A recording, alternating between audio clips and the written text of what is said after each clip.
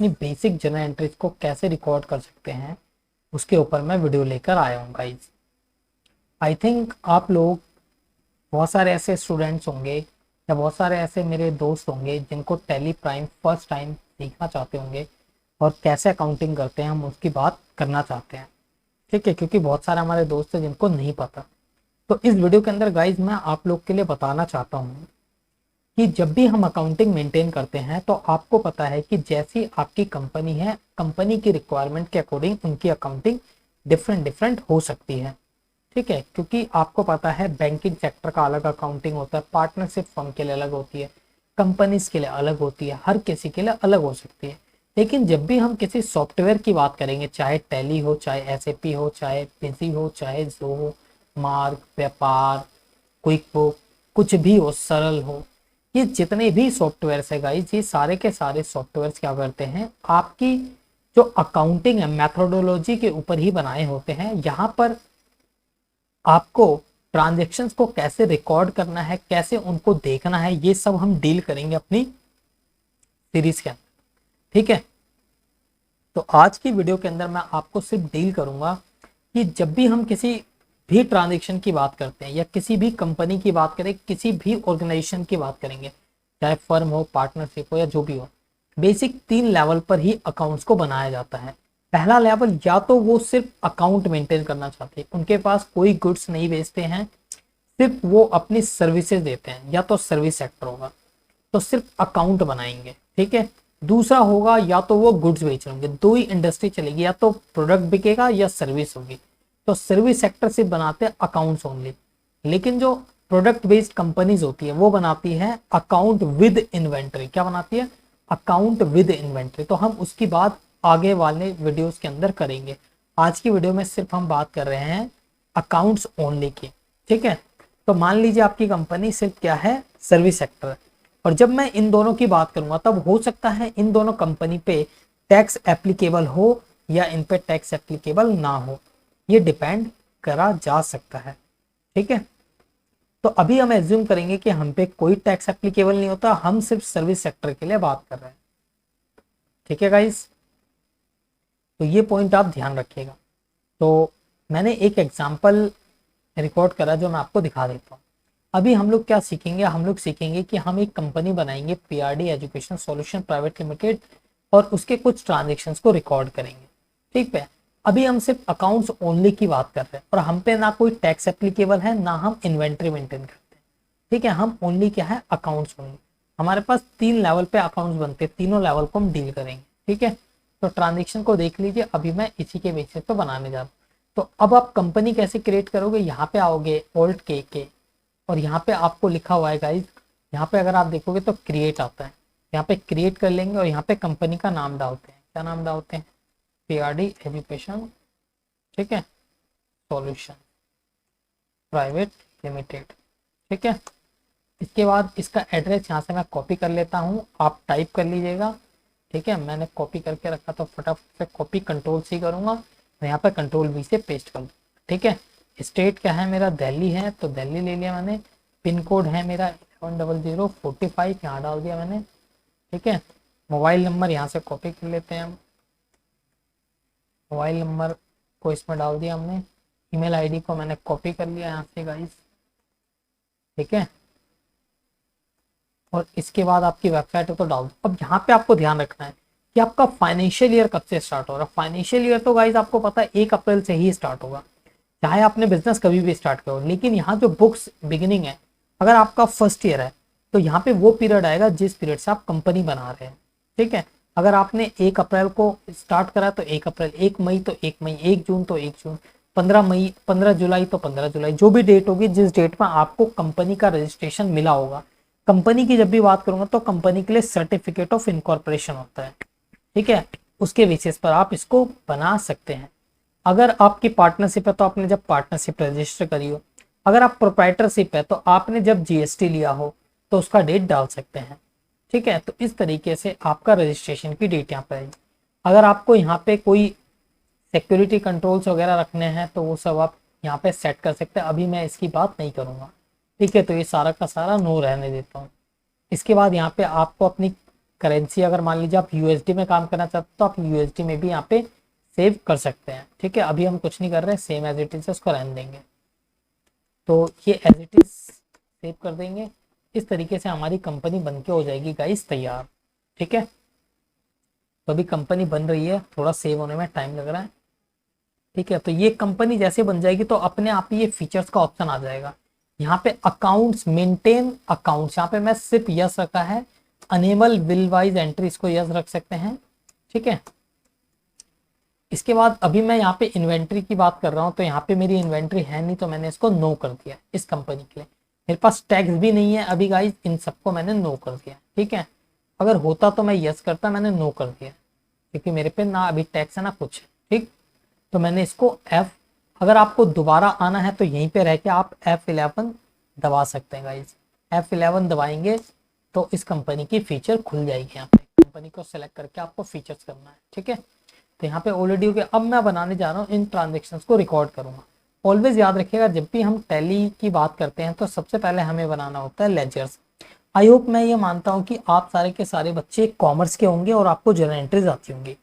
अगर आप में से कई लोग जो कॉमर्स के नहीं है, नॉन कॉमर्स के, उनको जर्नल एंट्री के बारे में नहीं पता, तो मेरा एक दूसरा चैनल है PRD एजुकेशन सॉल्यूशंस, उसके अंदर मैं 11th-12th क्लास के बच्चों को टीच करता हूँ। तो वहाँ पे 11th क्लास की सीरीज है प्लेलिस्ट में, आप उसको जाके जरूर देखिए, आपका पूरा कॉन्सेप्ट कवर हो जाएगा। ठीक है, उसके बाद इन ट्रांजेक्शन को करेंगे तो आपको बहुत ही आसानी से समझ पाएगी। तो मैं यहाँ पे एज्यूम करता हूँ कि आपको एंट्रीज आती है।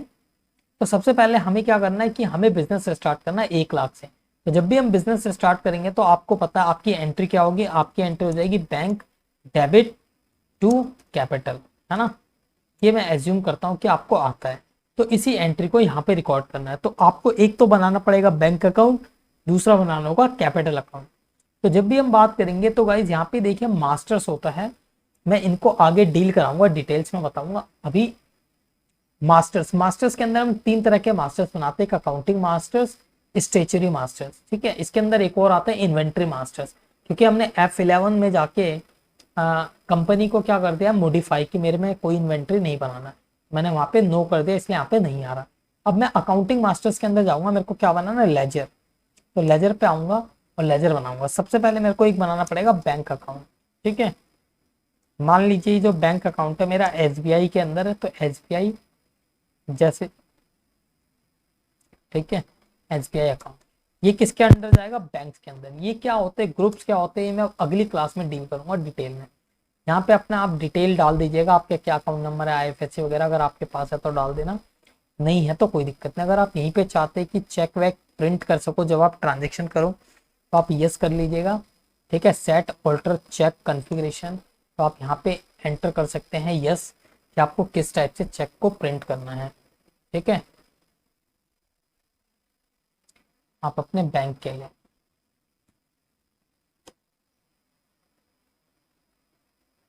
तो यहाँ पे मैंने इसको यस कर दिया है गाइस, ताकि मेरा, अगर मैं इसको देखना चाहूँ फिर भी से, तो यहाँ से देख भी सकता हूँ कि मेरा चेक कैसे प्रिंट होगा। ये मेरा नॉर्मल चेक होगा जो मेरा प्रिंट हो जाएगा, बाकी आप अपनी सेटिंग कर लीजिएगा। तो अभी मैं इसको नहीं कुछ भी कर रहा, इसको छोड़ दिया मैंने। तो इस हिसाब से मैंने क्या कर लिया, यहाँ पे अपना बना लिया बैंक अकाउंट अंडर बैंक। ठीक है, ये कैसे बन रहा है नहीं पता, कोई दिक्कत नहीं, मैं बता दूंगा। दूसरा अकाउंट क्या है, कैपिटल। तो अब मैं बनाऊंगा कैपिटल अकाउंट। ठीक है, कैपिटल अकाउंट किसके अंदर बनेगा गाइस, कैपिटल बनेगा कैपिटल के अंदर। ये मैंने बना दिया और ऑल्ट कंट्रोल A से मैंने कर दिया सेव। दूसरा है रेंट पेड। जब भी मैं रेंट पे करूंगा तो रेंट टू बैंक करूंगा, तो एक लेजर बनाऊंगा मैं रेंट का। ठीक है, और रेंट क्या होता है मेरा, इनडायरेक्ट एक्सपेंस, तो इनडायरेक्ट एक्सपेंस के अंदर डाल दूंगा मैं, not applicable, control A। Bank में ऑलरेडी बना चुका हूँ, बनाने की जरूरत नहीं। फिर है मेरा इलेक्ट्रिसिटी एक्सपेंस, तो इलेक्ट्रिसिटी एक्सपेंस की एंट्री क्या करूंगा, इलेक्ट्रिसिटी एक्सपेंस टू बैंक। यहाँ पे एक कॉलम और एक और लेजर बना लेता हूँ इलेक्ट्रिसिटी का। ठीक है, इलेक्ट्रिसिटी एक्सपेंस का मैंने बना लिया, कंट्रोल A से सेव कर लिया। फिर है फीस रिसीव, मैं जो ट्यूशन देता हूँ बच्चों को उनसे मेरी फीस आई, तो मेरी इनकम है, तो इस इनकम को मैं रिकॉर्ड कर रहा हूँ, तो मेरे लिए इनकम है, तो मैं इसको बना देता हूँ फीस रिसीव्ड अकाउंट।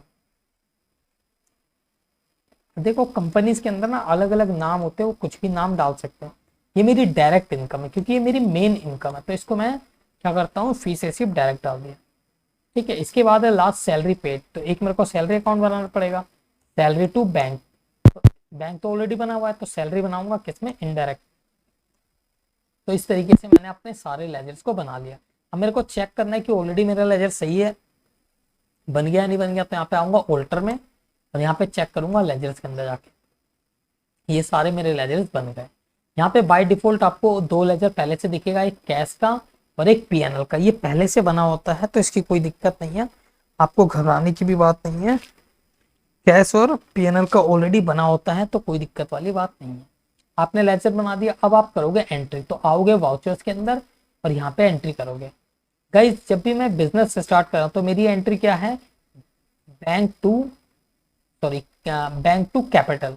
तो पैसा आया है तो मैं जाऊंगा रिसीट वाउचर के अंदर, F6 करूंगा।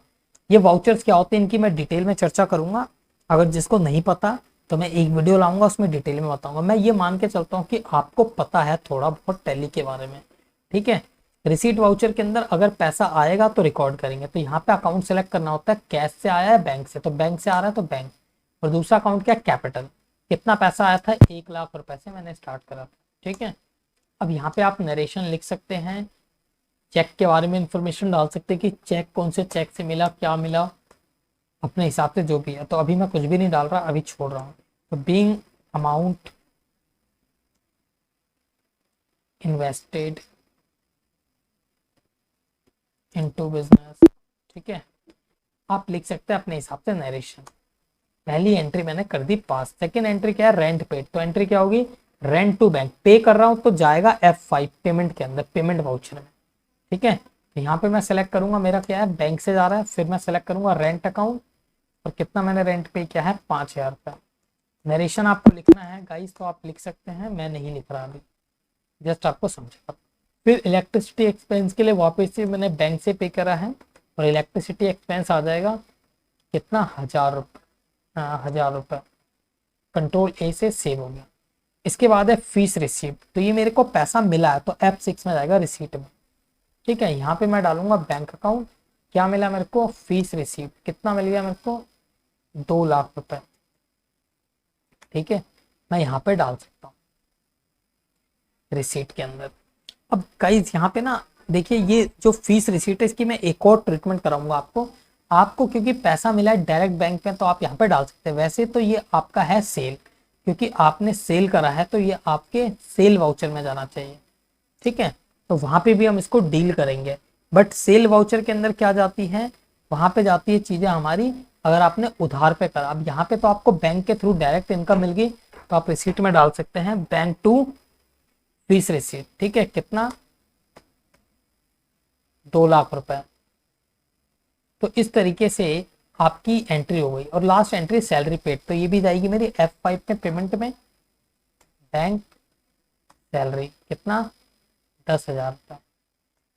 तो ये मैंने यहाँ पे पे कर दिया। अब मेरे को देखना है कि मैंने एंट्री कहाँ सही है या नहीं है।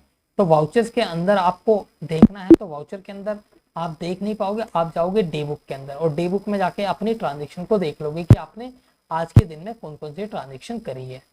तो इन ट्रांजेक्शन को आप देख सकते हैं। इनका इम्पैक्ट देखना है तो आप पीएनएल में जाके देख सकते हो कि पीएनएल में देखो ये 3 खर्चे थे, ये खर्चे में आ गए और ये इनकम थी, इनकम में आ गई, ठीक है। तो इस तरीके से आपकी पीएनएल में भी हिट कर गए।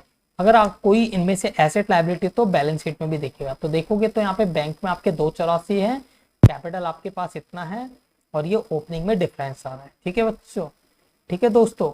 अगर स्टूडेंट तो स्टूडेंट, दोस्त है तो दोस्त, अगर कोई प्रोफेशनल है तो मेरे यार, प्रोफेशनल्स, फ्रेंड्स, आप सभी, ठीक है। तो अगर कहीं पे कोई दिक्कत आ रही है तो आप इस तरीके से ट्रांजेक्शन्स को रिकॉर्ड कर सकते हैं। ये मेरी बहुत ही बेसिक वीडियो है गाइज। अगर आपको नहीं पता वाउचर क्या होते हैं, लेजर क्या होते हैं, तो मैं इस पे धीरे धीरे एक एक वीडियो लेकर आता रहूंगा। वाउचर क्या होते हैं, मास्टर्स क्या होते हैं, लेजर क्या होते हैं, कैसे हम इनको रिकॉर्ड करते हैं, क्या है। तो अभी जस्ट हमने सीखा एक छोटी कंपनी जिसके अंदर हमारे पास सिर्फ क्या है, अकाउंट्स हम मेंटेन कर रहे हैं, हमारे पास ना जीएसटी है ना ही हमारे पास कोई इन्वेंट्री है। तो हम इस तरीके से ट्रांजेक्शन को रिकॉर्ड करेंगे और हम उसको देख सकते हैं अपने पीएनएल बैलेंस शीट के अंदर। इसके अलावा हम और भी रिपोर्ट्स देख सकते हैं जो हमारे बन रहे हैं। ट्रायल बैलेंस देखना है तो ट्रायल बैलेंस में आके आप देख सकते हो ये आपके इतने ट्रायल बैलेंस है, अगर आपको डे बुक देखनी है कि पूरे दिन में कितने ट्रांजेक्शन है, ये आप देख सकते हो। कैश फ्लो देखना है आपको कि बिजनेस के अंदर कितना आ रहा है, तो ये पैसा आ रहा है कैश फ्लो। फंड फ्लो देखना है तो ये आपका फंड फ्लो दिख जाएगा। ठीक है, अगर इसका व्यू चेंज करना है तो आप चेंज कर सकते हो। तो इस तरीके से आप देख सकते हो। आपको अकाउंट बुक्स देखनी है, कोई बुक, कैश बुक, ये दिख जाएगी। लेजर्स कोई देखना है वो देख सकते हो। ग्रुप समरी देखनी है, देख सकते हो। क्या होती है इन सब के बारे में डील करूंगा। आप कॉन्ट्रा रजिस्टर देखना है वो देख सकते हो। पेमेंट रजिस्टर देखना है वो देख सकते हो आप।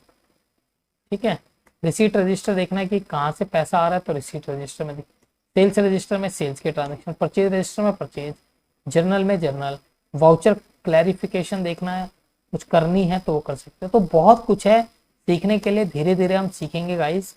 ठीक है, इतना जल्दी एक साथ नहीं हो सकता क्योंकि बहुत सारी चीज होती है अकाउंट्स के अंदर।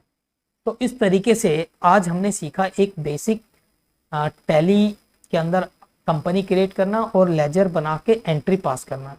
आई होप आपको वीडियो पसंद आ रही होगी। अगर वीडियो पसंद आएगी तो प्लीज़ चैनल को लाइक कीजिए। ठीक है, सॉरी, वीडियो को लाइक कीजिए, चैनल को सब्सक्राइब कीजिए, बेल आइकन को कर दीजिए प्रेस, ताकि इसी तरीके की वीडियोस आपको मिलती रहे दोस्तों। ठीक है, अब हम मिलेंगे नेक्स्ट वीडियो में। अपना ख्याल रखिए, टेक केयर, बाय बाय।